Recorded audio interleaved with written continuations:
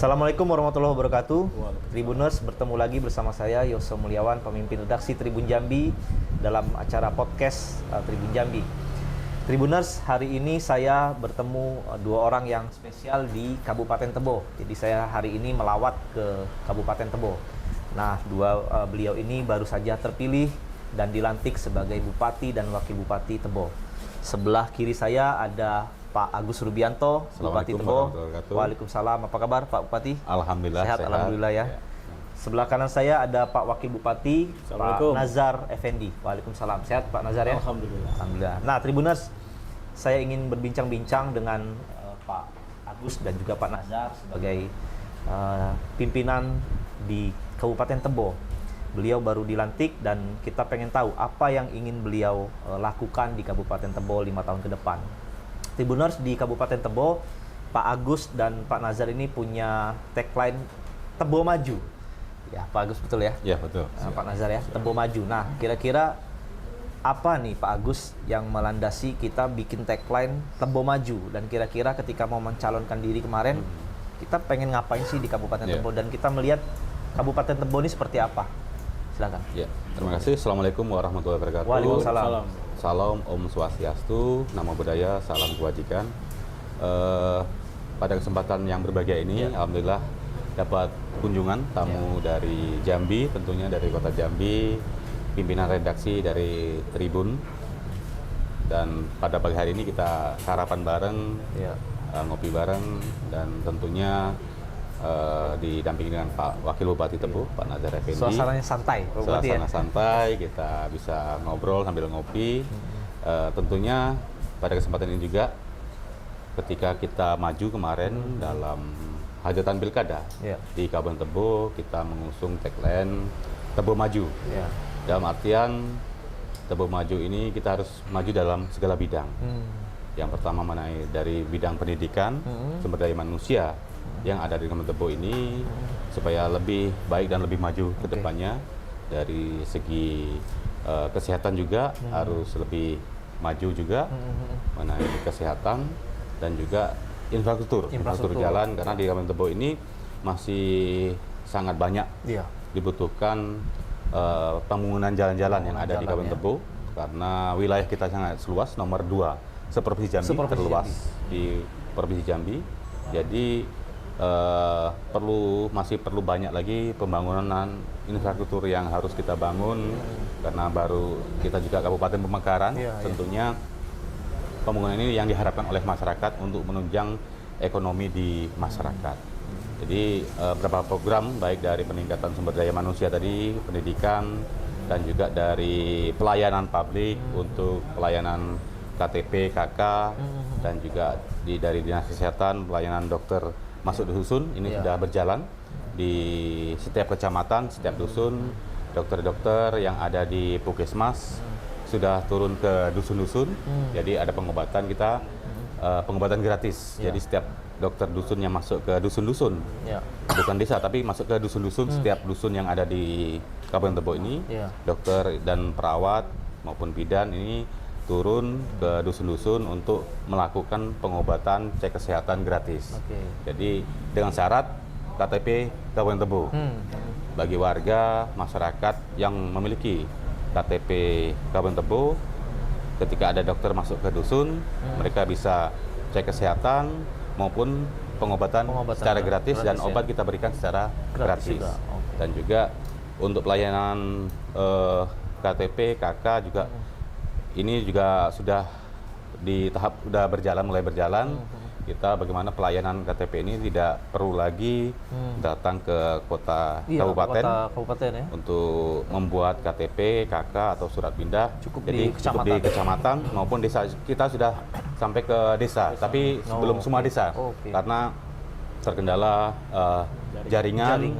Karena cukup nanti dari desa, dari perangkat desa ini mengirimkan data-data masyarakat yang ingin buat KTP maupun KK, akte kelahiran itu melalui email. Nanti email diterima oleh dari Capil, Capil diverifikasi, sudah verifikasi di Capil, sudah diokekan dari Capil, dikirim lagi emailnya ke desa, desa tinggal bisa nyetak. Jadi masyarakat tinggal datang ke desa juga bisa. Nanti juga akan kita berikan layanan untuk capil ini turun-turun ke desa-desa juga, jemput bola. Jadi di samping lewat email tadi, desa-desa yang sudah memakai internet, kalau yang belum nanti dari capil ini yang turun langsung ke desa-desa. Solusi lah itu. Solusinya seperti itu. Jadi untuk infrastruktur memang nanti akan menjadi prioritas kita juga. Prioritas jalan-jalan di desa-desa, jalan kabupaten maupun jalan-jalan yang ada di desa ini tentu harus step by step kita perbaiki. Untuk menunjang ekonomi masyarakat yang ada di desa. Dan juga untuk di Kota Tebo nanti akan kita tata baik dari RTH-nya, baik dari taman dan tentu drainase jalan yang ada di Kota Tebo ini akan kita tata supaya Tebo ini karena kota lintas sekarang ini.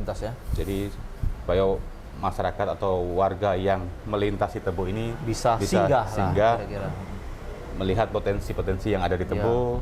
Karena kota lama di Tebo ini, Tebo ini kota lama, jadi bisa lihat potensi-potensi yang ada di Kabupaten Tebo. Ya, Tribuners, lengkap sekali. Artinya memang Pak Bupati menguasai sekali ketika bikin tagline Tebo maju kemarin gitu kan.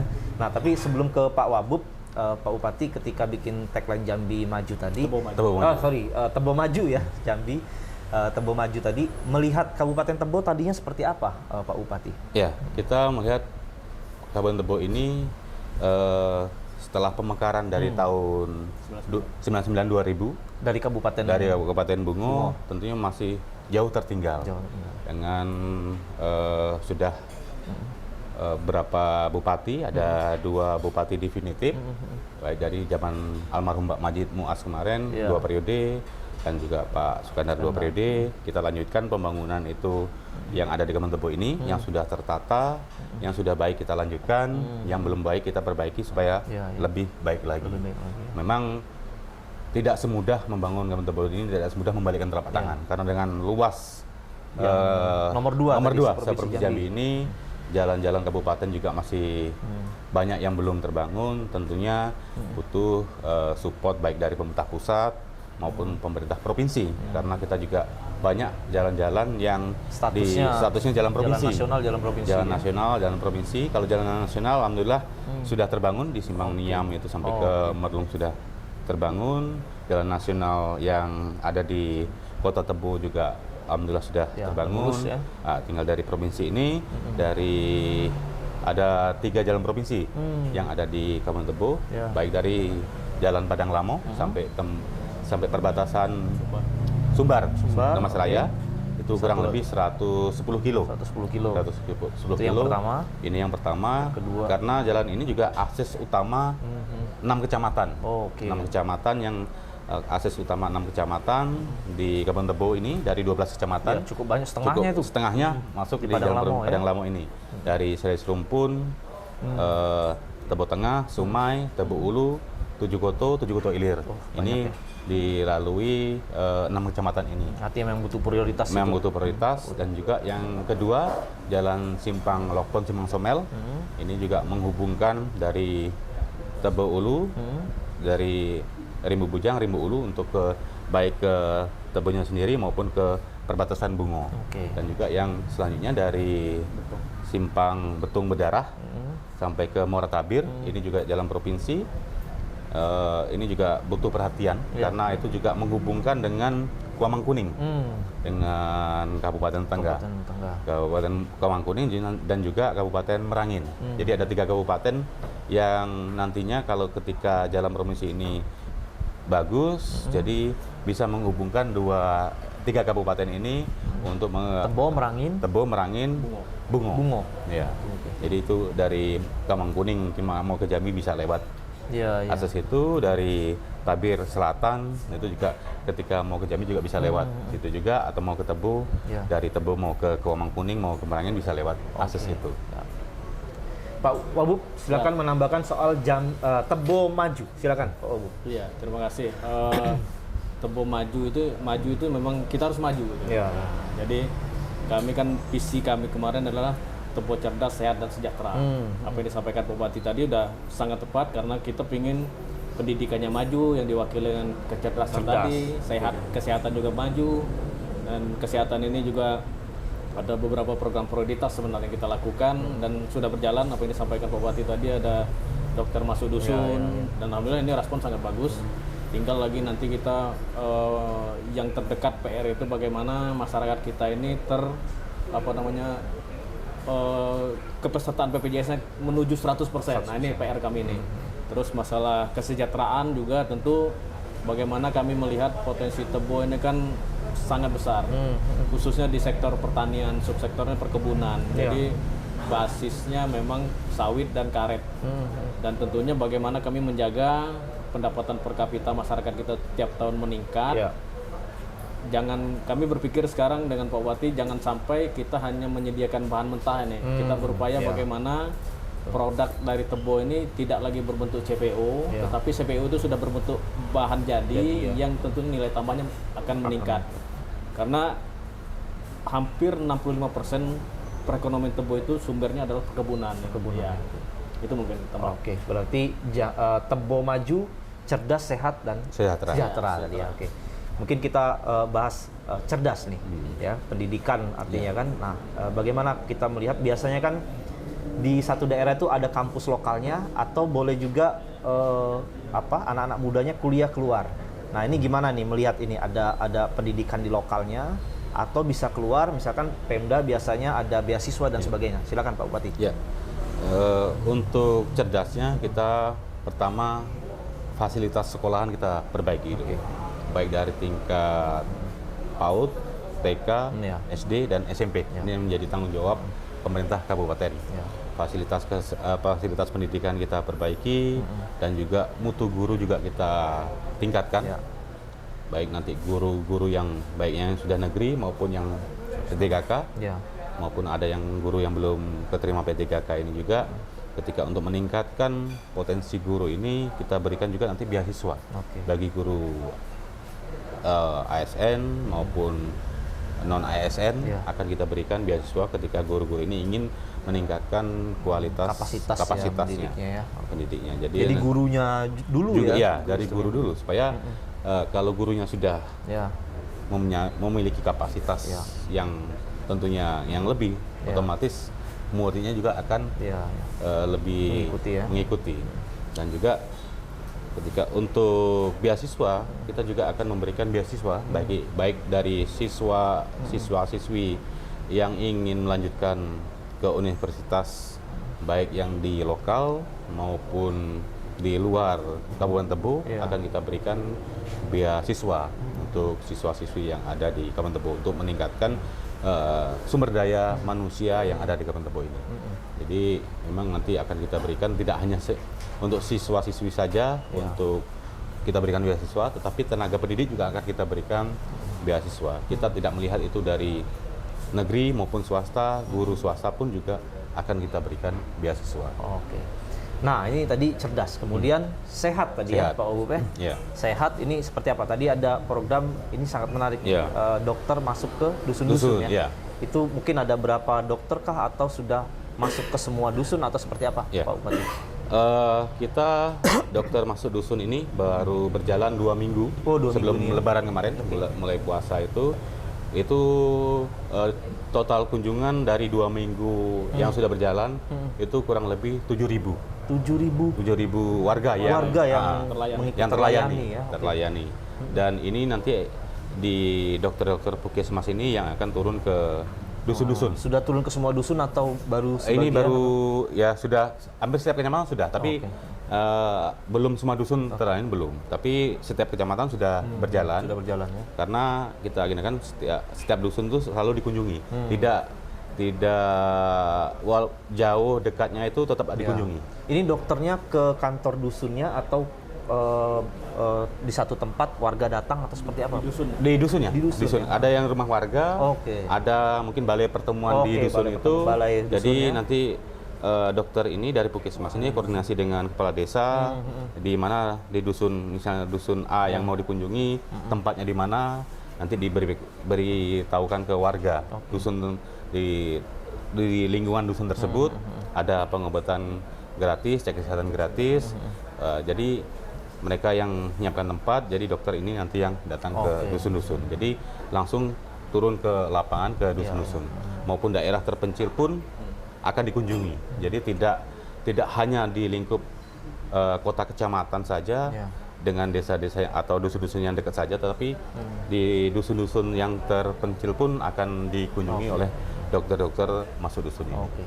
Bagaimana jika ketika turun itu, Pak Bupati, Pak Wabub, ada kondisi masyarakat, warga yang, mohon maaf, penyakitnya agak berat, itu seperti apa? Apakah langsung apakah dikasih rujukan kemana? Atau seperti apa, Pak Bupati? Ya, ketika dalam kunjungan dokter masuk ke dusun ini, ada warga yang mungkin ada sakit yang perlu dirujuk, kita rujuk. Nanti langsung dari dokter ini merujuk ke puskesmas terdekat. Ketika tidak bisa ditanggulangi di puskesmas, bisa langsung dirujuk ke rumah sakit daerah Sultan Taha yang ada di Kabupaten Tebo. Jadi kita punya rumah sakit yang sudah lengkap dari fasilitas, dokter juga kita sudah ada semua, dan juga kita kemarin juga sudah ada untuk layanan HD cuci darah di Kabupaten Tebo. Ada 4 unit alat untuk cuci darah di Kabupaten Tebo. Jadi semua fasilitas dan juga dokter di rumah sakit Tebo ini sudah lengkap. Jadi nanti ketika ada warga yang perlu dirujuk langsung ke rumah sakit pun, dari dokter masuk dusun ini bisa langsung merujuk dan difasilitasi dengan ambulan yang ada di puskesmas yang ada di Kabupaten Tebo ini.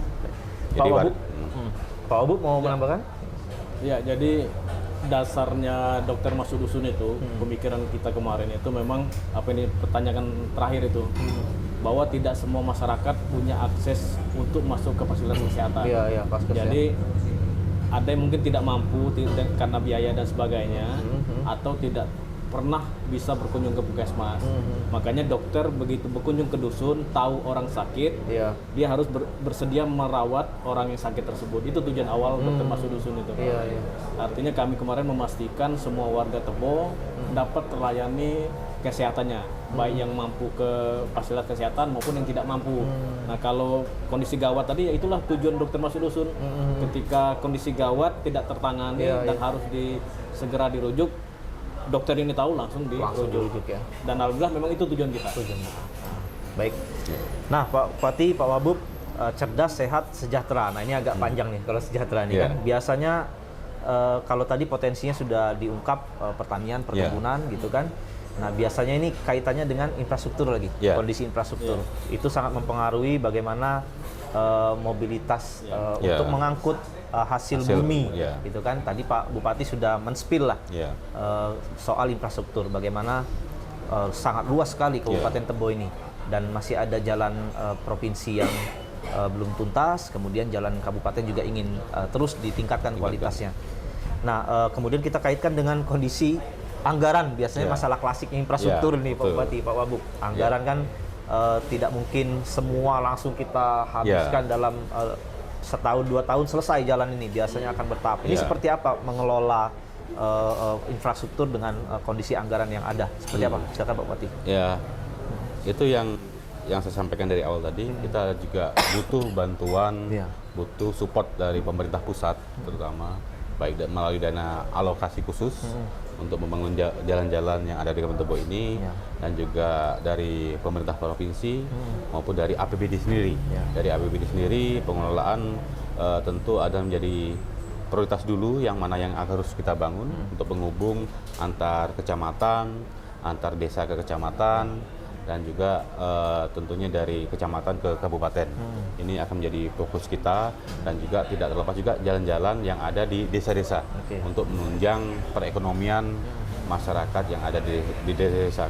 Karena kita tahu potensi kita di Tebo ini yaitu perkebunan, perkebunan baik sawit maupun karet, terutama di sawit. Tentu kalau sawit ini jalan ini menjadi sumber utama, maksudnya jadi prioritas utama. Kalau kondisi jalan ini tidak layak, tentunya hasil perkebunan masyarakat, hasil sawit ini juga tidak bisa maksimal diterima oleh masyarakat. Jadi ini akan menjadi fokus kita, tentunya dengan berbagai macam sumber yang ada dari APBD maupun dari APBN maupun dari APBD provinsi, kita berkolaborasi untuk membangun. Tentunya membangun ini dengan luas jalan yang ada di Kabupaten Tebo ini belum tentu 5 tahun ini bisa selesai. Butuh waktu, makanya mana yang menjadi prioritas kita utama kita selesaikan, mana yang belum nanti akan kita lanjutkan, dari tahun ke tahun akan kita lanjutkan untuk semua ini bisa dinikmati oleh masyarakat di Kabupaten Tebo, pembangunan yang ada di Kabupaten Tebo ini.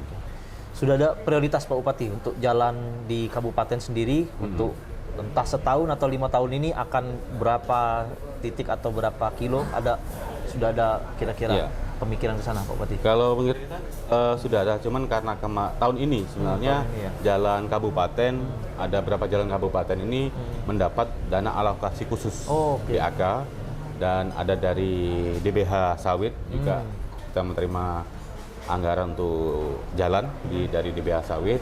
Tapi yang dari DAK ini ditunda atau di pending dulu karena ada efisiensi.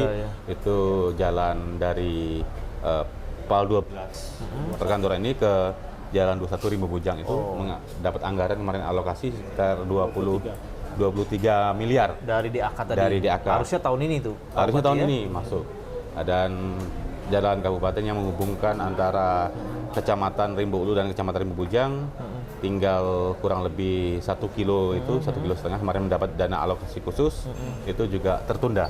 Seharusnya itu bisa selesai, tinggal kita memikirkan jalan mana lagi yang harus kita bangun. Tapi dengan adanya instruksi presiden, kita pemerintah daerah kita harus tunduk dan patuh apa yang diinstruksikan dari pemerintah pusat. Ya. Baik, soal sejahtera ini satu lagi juga nih, Pak Bupati, Pak Wabub. Ini kan Tebo perlintasan, tadi Pak Bupati juga sudah spill. Bagaimana orang lewat itu nggak cuma lewat, gitu kan, tapi mampir atau singgah, kemudian dia spend money di sini, akhirnya UMKM hidup gitu kan. Nah ini bagaimana memikirkan ini Pak Bupati? Silakan. Untuk kedepannya ini tentunya ini menjadi pemikiran kita berdua dan juga pemerintah Kabupaten Tebo, karena kota Tebo ini menjadi kota perlintasan sekarang, kota lintas. Kita nanti akan kita bangun rest area untuk beristirahatan. Kita juga ada masjid di pinggir jalan, juga ada masjid agung di pinggir jalan. Jadi ketika masyarakat atau warga Indonesia, warga yang melintasi di Kabupaten Tebo ini bisa singgah, beristirahat, mau sholat, mau makan, kita siapkan tempat untuk mereka beristirahat dan bisa bisa makan atau belanja di Kabupaten Tebo. Dan juga dengan rest area ini kita nantinya akan menampung UMKM yang ada di Kabupaten Tebo. Artinya konsepnya taman nanti Pak Bupati? Seperti taman, seperti rest area. Rest area, ada taman, ada UMKM di situ, dan juga ada oleh-oleh di situ. Oleh-oleh di situ. Jadi semua UMKM yang ada di Kabupaten Tebo ini kita fasilitasi tempatnya, kita berikan stand-stand untuk mereka bisa mempromosikan, bisa menjual produk-produk UMKM yang ada di Kabupaten Tebo, dan juga usaha kecil lainnya, baik rumah makan atau mungkin warung-warung kecil juga bisa berjualan di situ. Itu yang kita rencanakan. Nah, saya juga tadi bincang-bincang sebelum ngobrol dengan Pak Bupati, Pak Wabub, ada potensi wisata juga sebenarnya di sini. Ada kayak cagar budaya, kemudian ada candi juga yang mungkin belum tergarap maksimal. Mungkin seperti apa nih Pak Bupati? Ada kayak cagar budaya segala macam, kan mungkin bisa jadi wisata religi kah atau wisata sejarah kah? Seperti apa Pak Bupati? Kita di Kabupaten Tebo ini dengan punya potensi untuk wisata, baik wisata religi, itu juga ada wisata untuk sejarah juga kita punya, karena makam Sultan Taha di Provinsi Jambi ini adanya di Tebo. Pahlawan Jambi, Sultan Taha makamnya di Tebo. Di Tebo. Di daerah mana Pak Bupati? Di sini, di Kota Tebo 50 meter dari sini. 50 meter. Pasar lama ini ya? Iya, Pasar Lama Kota Tebo ini. Itu satu ya? Jadi makam Sultan Taha ada di Tebo, dan juga ada makam Belanda. Makam Belanda yang di dekat makam Sultan Taha. Dan selanjutnya juga ada candi katanya. Ada candi di Sumai, Sumai di ya. Kecamatan Sumai. Itu masih asli dan belum Masih asli. dipoles ya. Belum. Kita belum poles karena itu tadi kita masih keterbatasan Iya. Oke. anggaran. Tentunya kedepannya akan kita Pelan-pelan potensi ini akan kita gali. Iya. Dan juga kita punya di Tebo ini ada penangkaran gajah. Oke, ya. Penangkaran gajah. gajah, orang hutan juga tadi. Hutan juga kita juga ada penangkaran orang hutan di Kecamatan Sumai juga. Oke.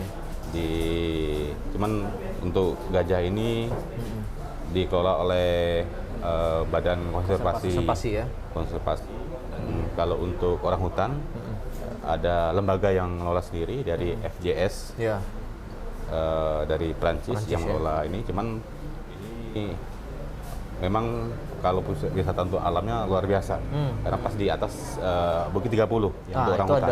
ada air terjun juga kah? Ya, ada air terjun juga di situ. Cuman kendalanya karena hutan Iya, hutan.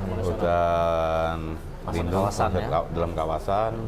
Ini yang jadi kendala di situ ketika potensi ini harus kita Iya, gali. gali, Kalau ya. untuk gajah ini itu di Kecamatan Sumai di Desa Moras Sekalu. Jadi aksesnya ke sana juga sudah bisa dilewati dan juga sudah ada gajah-gajah yang sudah jinak juga ada di sana. Itu bisa dikunjungi, bisa dilihat, nggak harus jauh-jauh ke Lampung tadi. Iya, Waikambas. Iya, Waikambas. Nggak jauh. Jadi nggak harus jauh-jauh ke Lampung mau lihat gajah kan. Kita juga ada gajah liar, ada gajah yang sudah jinak dan juga di situ ada bisa naik gajah juga bisa. Gitu. Jadi sebenarnya potensi di Kabupaten Tebo ini luar biasa. Tinggal bagaimana kita nantinya memaksimalkan ini semua. Karena kan sebenarnya gajah itu namanya gajah Sumatera. Di setiap daerah di Sumatera ada mestinya. Kenapa harus di Lampung kan? Iya. Di Jambi ada, dia kan di mana-mana ada. Nah, Pak Wabub, saya dengar tadi Pak Wabub nyebut Bukit Siguntang, ya kan? Nah, di Palembang ada, di sini juga ada. Nah, ini gimana ceritanya, Pak Wabub? Iya, jadi Bukit Siguntang ini salah satu objek wisata religi sebenarnya. Iya. Di sana ada makam lama yang memang ukurannya Panjang ya? ya tidak normal seperti ukuran makam-makam kita sekarang, dan di sana sering dikunjungi malah dari orang luar yang mengunjungi. Dan juga di sana juga dimungkinkan ada bagian dari Candi Sumai tadi. Karena di sana ada seperti dia terhubung lah. Ya, ada seperti piramid yang di dalamnya diduga bagian dari Candi Sumai itu. Oke. Dan memang berdekatan lokasinya. Berdekatan. Di daerah mana, Pak? Dia di Skalo juga, Moras Skalo. Jadi posisi Siguntang itu berada di pinggiran Batang Sumai. Sementara Candi Sumai tadi adalah di muaranya Batang Sumai.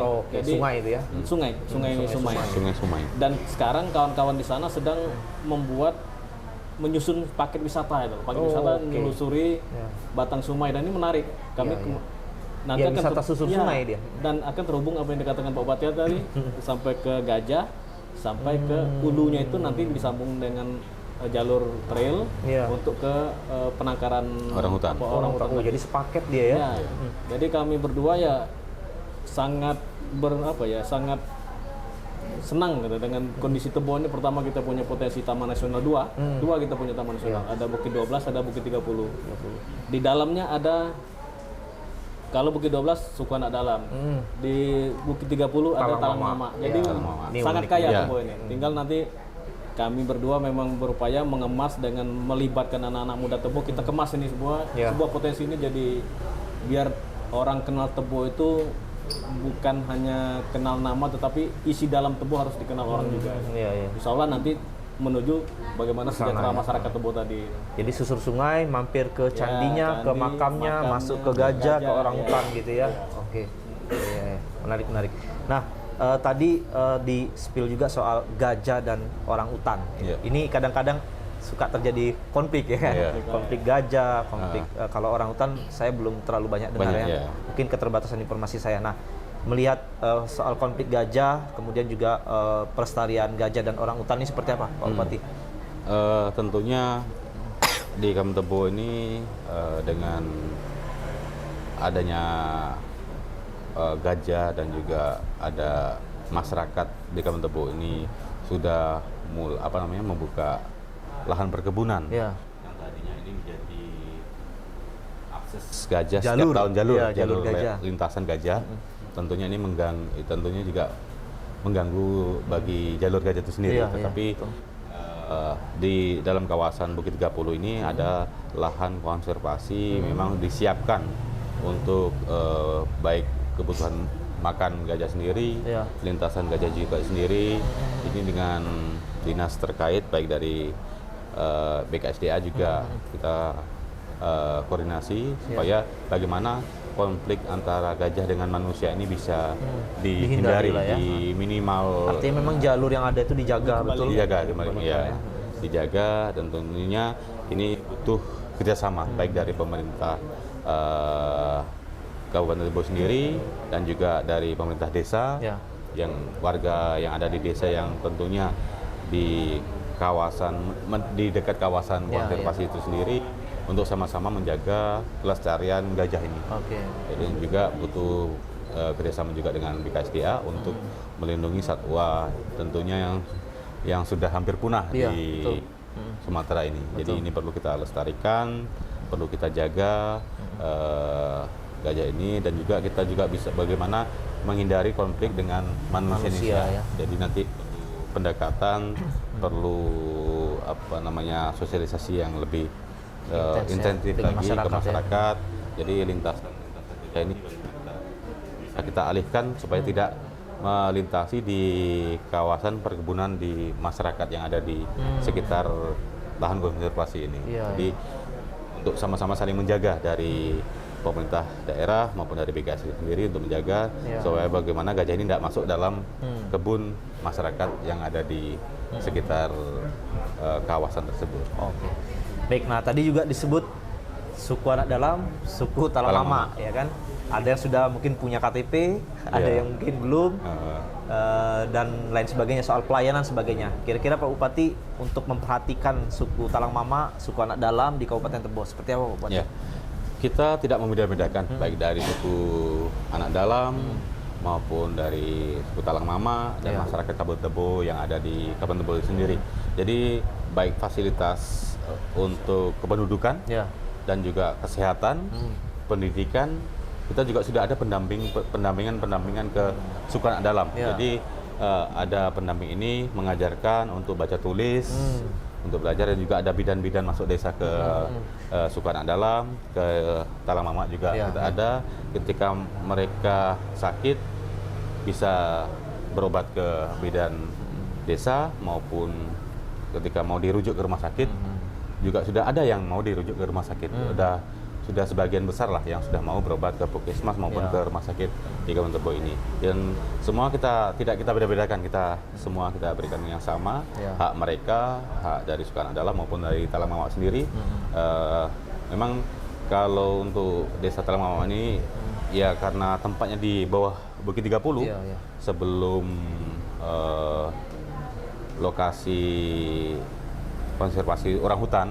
Jadi memang ketika mau melewati aksesnya itu memang agak, kalau kondisi hujan memang agak sulit. Memang makanya perlu ada pendampingan, ada dokter atau bidan yang masuk ke lokasi tersebut. Kalau untuk suku anak dalam, alhamdulillah kalau fasilitas yang lain baik pendidikan itu dari pendampingnya juga sudah memberikan pendidikan untuk baca tulis, dan juga untuk kesehatan bidan juga sudah masuk juga, dan juga sudah membaur dengan masyarakat lokal yang ada di Kabupaten Tebo.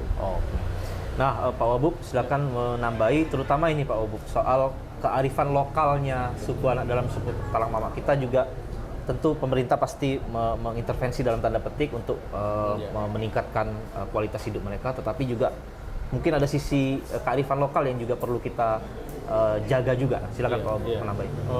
Baik, terima kasih. Menarik sebenarnya Tebo ini kan, pertama yang Talang Mama. Suku Talang Mama ini mereka berada di kawasan, artinya tinggal di bagian dari Taman Nasional Bukit 30. Dan sampai hari ini kearifan lokal yang mereka lakukan, mereka tidak pernah hutan itu mereka rusak itu. Tapi betul-betul mereka jaga ya. Keseimbangan mereka secara ekonomi dijaga. Terus apalagi lingkungannya sangat terjaga dari persoalan-persoalan lingkungan, contoh kebakaran, Iya, pembukaan iya. lahan dan sebagainya, tidak pernah terjadi. Nggak pernah terjadi ya. Ya. Dan sementara kalau yang yang kawan-kawan dari SAD, SAD ini memang kriteria agak berbeda di Tebo nih. Ada kelompok seperti yang di Tanagaro, Ada beberapa dan satu temenggung lagi, ya? ya, ada beberapa temenggung. Tanagaro dan di Kilis. Kalau di Kilis ini lebih terbuka. Mereka sudah menuju seperti hidupnya masyarakat pada umumnya. Oke. Sudah sangat terbuka dan rata-rata sudah mempunyai administrasi kependudukan yang bagus. Sementara yang di Tanagaro ini memang masih sangat menjaga lingkungan mereka. Oke.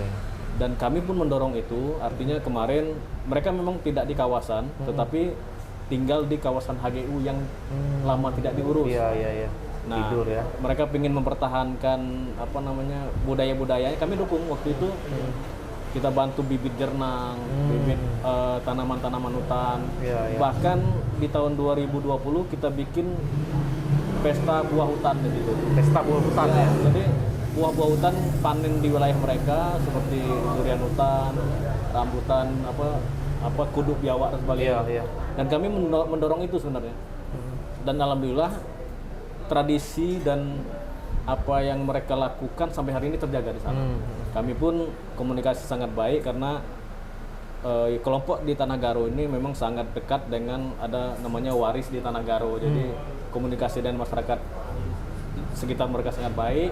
Pemda sangat memfasilitasi apa yang mereka butuhkan. Iya. Nah, ya.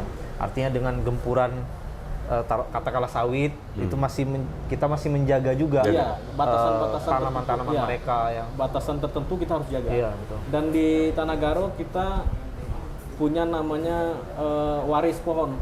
Jadi setiap orang misalnya, Iya. saya punya satu pohon di sana yang harus saya jaga. Oh, oke. Dan itu- Kewajiban dia ya. Iya. Kewajiban. Dan itu sudah jalan. Kami rata-rata PD. dulu punya satu pohon untuk dijaga di sana. UPD. Iya. Oh iya. PD. Jadi setiap kepala dinas itu punya satu pohon harus satu dijaga. pohon yang harus dijaga sampai pemeliharaan biaya pemeliharaan semua Dikasih. dikasih. Iya. Dan itu hidup sekarang pohon. Hidup. Oke.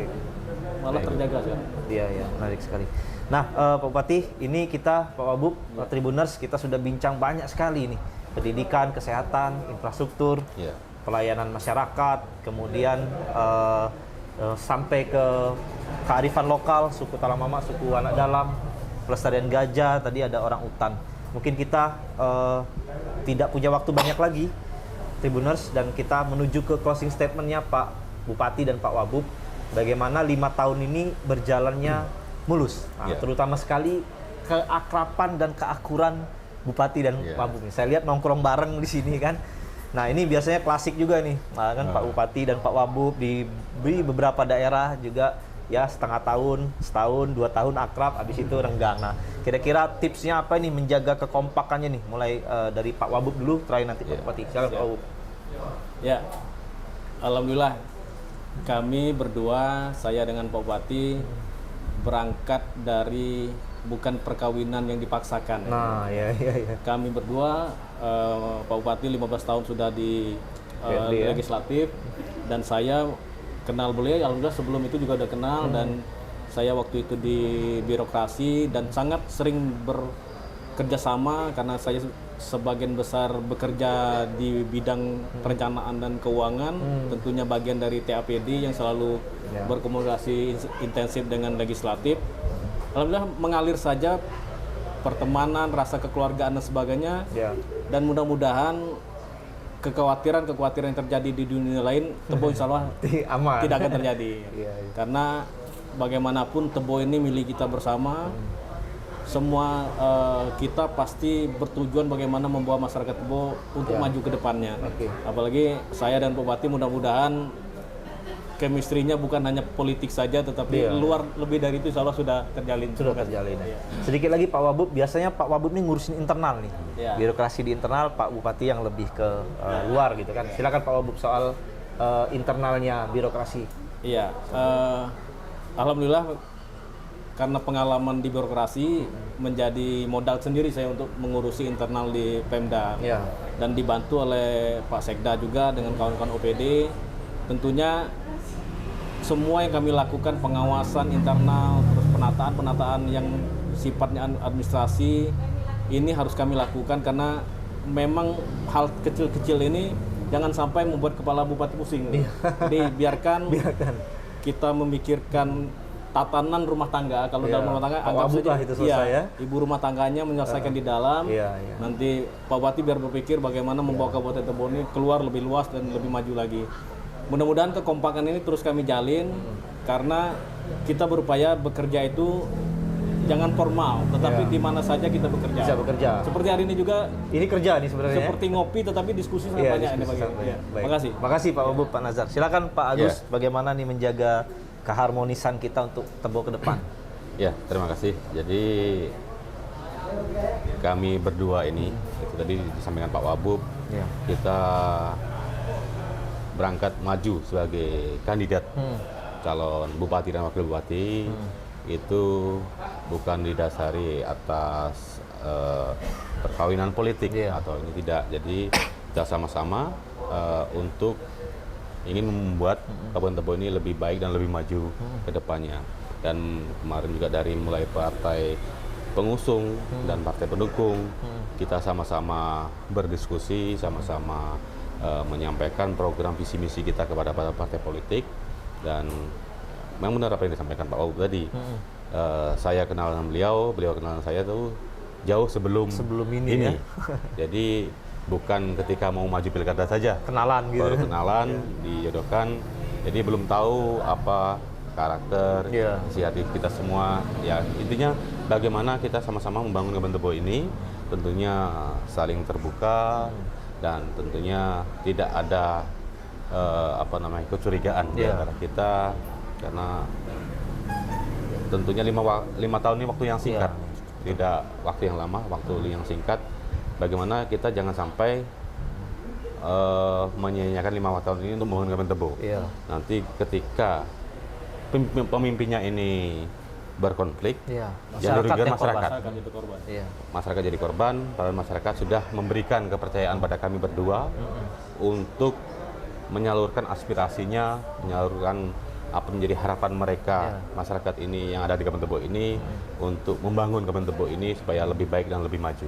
Jadi harus kita jaga amanah dari masyarakat, amanah dari masyarakat Kabupaten Tebo ini untuk kita realisasikan, walaupun tidak sempurna tentunya, karena tidak ada pembangunan atau manusia ini yang sempurna. Tentunya butuh komitmen baik dari pemimpinnya, dari OPD-nya, dari masyarakatnya juga sama-sama membangun Kabupaten Tebo yang kita cintai ini. Jadi perlu dukungan, support dari masyarakat, dari pemerintah desa, kecamatan, dan juga OPD. Tentunya pemimpin ini bisa lebih mudah untuk merealisasikan apa menjadi cita-cita, menjadi visi misi kami berdua tentunya. Dan tentunya kekompakan ini harus tetap terjaga, kebersamaan, karena kebersamaan inilah dengan cara kekeluargaan, cara kita ngopi bareng, sarapan bareng, tidak ada perbedaan baik dengan wakil bupati maupun dengan OPD maupun dengan staf. Kita sama-sama, kita berdiri sama tinggi, duduk sama rendah. Jadi bagaimana kita berdiskusi dengan masyarakat yang ada di Kabupaten Tebo maupun dari tokoh-tokoh masyarakat untuk apa yang menjadi kira-kira terobosan-terobosan bisa membangun Kabupaten Tebo ini. Apa yang kira-kira yang layak, yang pantas untuk meningkatkan ekonomi yang ada di Kabupaten Tebo ini, apa yang menjadi kendala, apa yang menjadi kebuntuan komunikasi antara pemerintah daerah maupun dari kecamatan, kita diskusikan supaya tidak ada kebuntuan komunikasi tadi dengan pemerintah desa. Jadi kita saling berkomunikasi. Tentunya intinya itu adalah komunikasi, baik komunikasi pimpinan, baik dari kepala dan wakil kepala daerah dan OPD. Itu komunikasi ini yang perlu kita jaga. Di kantor tentu sehari-hari formal, tetapi juga sesekali bahkan sering mungkin keluar bahasan-bahasan informal gitu Pak. Kita setiap ada persoalan yang perlu kita rembuk, kita musyawarahkan. Kita musyawarahkan baik dengan bupati, wakil bupati, sekda, OPD, kita diskusikan mencari solusi yang terbaik untuk Kabupaten Tebo dan kemajuan masyarakat Kabupaten Tebo. Inilah yang kita perlu jaga itu untuk 5 tahun ke depan. Dan mohon doa restunya pada seluruh warga masyarakat Kabupaten Tebo. Mudah-mudahan amanah masyarakat Kabupaten Tebo ini bisa kami jaga berdua dan untuk kemajuan masyarakat Kabupaten Tebo. Amin, amin. Baik. Tribuners, dimanapun Anda berada, khususnya yang di Kabupaten Tebo, inilah tadi perbincangan saya dengan Pak Bupati dan Pak Wakil Bupati. Mudah-mudahan apa yang beliau dan saya diskusikan tadi itu jadi amanah beliau yang akan beliau jalankan, beliau berdua ini jalankan untuk 5 tahun ke depan. Itu tadi Tribuners, kita akan bertemu di lain waktu. Terima kasih sekali lagi Pak Agus, Pak Bupati dan Pak Wakil Bupati, Pak Nazar. Kita akan bertemu lagi Tribuners di lain waktu. Saya Yosef Mulyawan, pamit undur diri. Wassalamualaikum warahmatullahi wabarakatuh. Waalaikumsalam warahmatullahi wabarakatuh.